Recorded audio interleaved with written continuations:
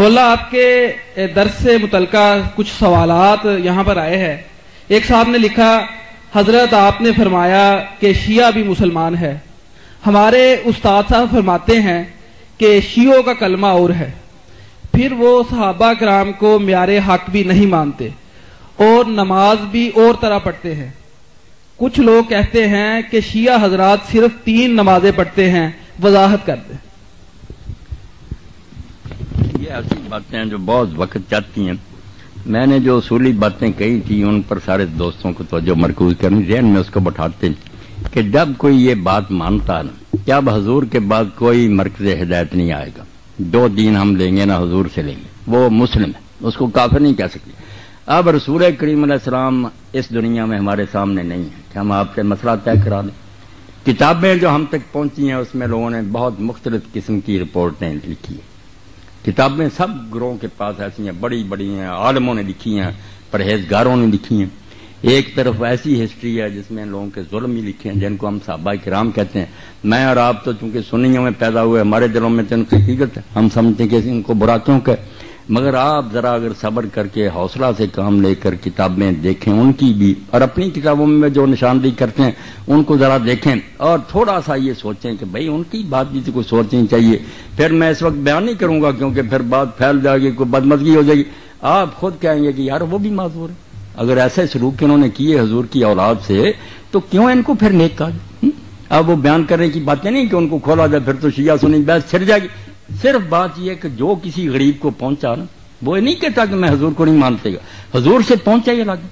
ہمیں یہ پہنچا حضور یہاں ہاتھ باندھتے تھے، ہم اہل حدیث یہ باندھنے لگے. حنفی حضرات کو پہنچا کہ ناف کے نیچے بات، کتابوں میں سب باتیں ہیں، کوئی نہیں کہہ سکتا کہ یہ ناف تلے نہیں لکھا یا سینے پر لکھا. اب جس کو جس پر تسلی ہو جاتی ہے کہ میرے خیال میں یہ بات زیادہ درست ہے اس پر عمل کرتا وہ یہی سمجھ کر ہے کہ ہدایت حضور سے لے لی. اب شیعہ حضرات نے دیکھا ان کی بات چھوڑیں، نماز کی بات. اب میں اپنی کتابوں کی بات کرتا ہوں.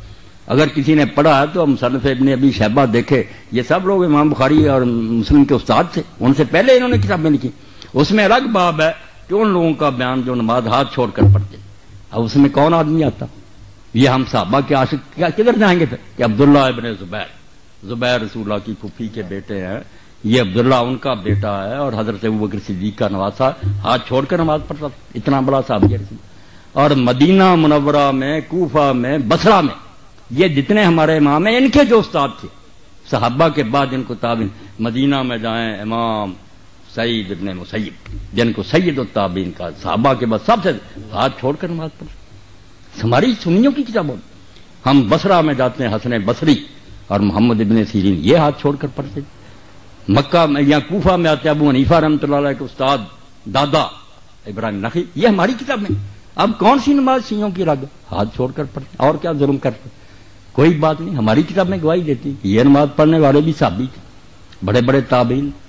اور کوئی بات بتائیں. یہ کلمے کی کیا بات ہے؟ کلمے کی کوئی بات نہیں. یہ بھی انہوں پڑھ مولویوں نے بات بنا رکھی ہے. جو کلمہ ہم پڑھتے ہیں ناراض نہ ہونا، آپ بات چل پڑی ہے. یہ کہاں قرآن میں؟ لا الہ الا اللہ محمد رسول اللہ کو دکھایا مجھے قرآن میں، حدیث رسول میں دکھائے، کہیں یہ کلمہ طیبہ نہیں. یہ 2 الگ الگ کلمے ہیں. بالکل ٹھیک ہے، لا الہ کہیں لکھا ہے، محمد ہم نے جوڑ لیے. حضور نے تو جو کلمہ بنایا وہ شیعوں اور سنیوں کا ایک ہے، کلمہ شہادت. حضور وہ پڑھاتے تھے، اشہد ان لا الہ الا اللہ وحدہ لا شریک لہ واشہد ان محمد عبدہ ورسولہ، وہ ہے کلمہ. یہ ہمیں 2 جمع کیے، انہوں نے ایک تیسرا بھی اکٹھا کر لیا. اگر کوئی چوتھا بھی کر لے کہ ساتھ ہی کہ ابو بکر صدیق عمر فاروق، کچھ بھی نہیں بگڑتا. نیک باتیں اکٹھی کرتے جائیں. یہ کوئی اسلام کے کلمے نہیں، نہ کوئی دین ایسے بگڑتا ہے. اچھی باتیں جو اکٹھی کرتے جائیں. آپ عثمان ذوالنورین کر لیں، آپ بھی کلمہ یہ کریں. کلمہ کوئی نہیں ہے، یہ کلمہ طیبہ. آپ بھی حیران ہوں گے کسی آیت میں نہیں اس طرح بنایا آیا، کسی حدیث میں نہیں. 2 الگ الگ چیزوں کو لے کر ہم نے اکٹھا کر دیا. انہوں نے بھی اگر کہہ دیا علی ولی اللہ تو ہم بھی مانتے ہیں کہ علی جو تھے اللہ کے ولی تھے، کوئی شک والی بات. اس طرح کی باتوں سے دین نہیں کوئی بگڑتا. یہ آپ کہہ لیں کہ پیار سے انہوں نے کر لیا.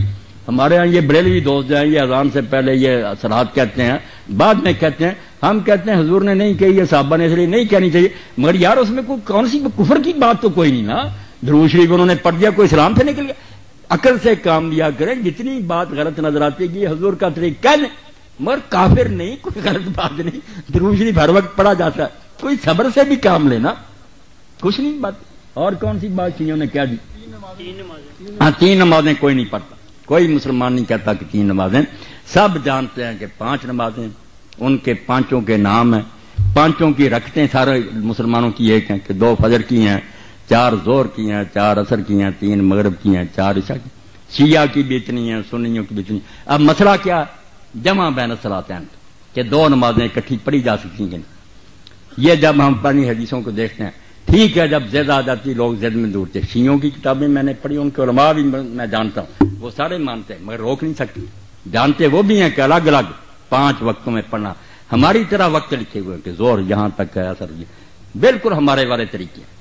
صرف فرق یہ ہے کہ حضور نبی کریم صلی اللہ علیہ وسلم نے، یہ اب ہماری ضد ہے کہ ہم نے اکٹھی کرنی چھوڑ دی۔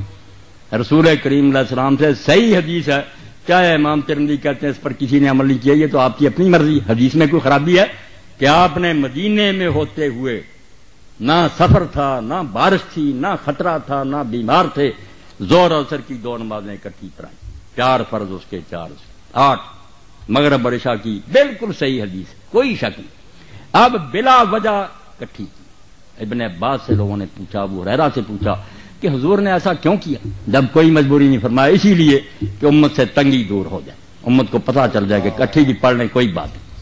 تو سنت ہے یہ شیعہ جو کرتے ہیں، مگر ان کی زیادتی کہ انہوں نے عادت بنا لی، یہاں سے خود یہ شیعہ مسلک کے بھی خلاف ہیں، ان کی کتابیں بھی یہ نہیں کہتی کہ روز اس طرح پڑھو، 5 اذانیں ہونی چاہیے، 5 وقت ہیں، مگر صرف اکٹھی کی جا سکتی ہیں۔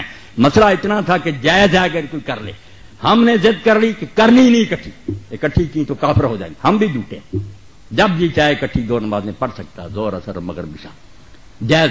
ان کی وہ ضد غلط ہے کہ روزانہ پڑھنا، یہ ان کے مسلک میں نہیں، ان کی بھی شرارت ہے، کتابیں ان کی نکال کر دکھاؤں گا، ان کے علماء کے فتوے دکھاؤں گا، ہماری طرح 5 اذانیں دیں، 5 وقتوں، اصل یہی ہے۔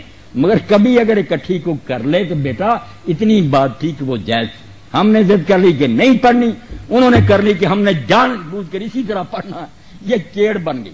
مسئلہ اتنا ہی ہے کہ بلا وجہ بھی ظہر اثر کو مغرب عشاء کو اکٹھی کیا جا سکتا ہے، اس میں نہیں وہ کوئی بری بات کہتے، جو عادت انہوں نے بنا لی یہ غلط ہے، پڑھتے 5 ہی مگر 2 کر کے اکٹھی پڑھ لیتے ہیں۔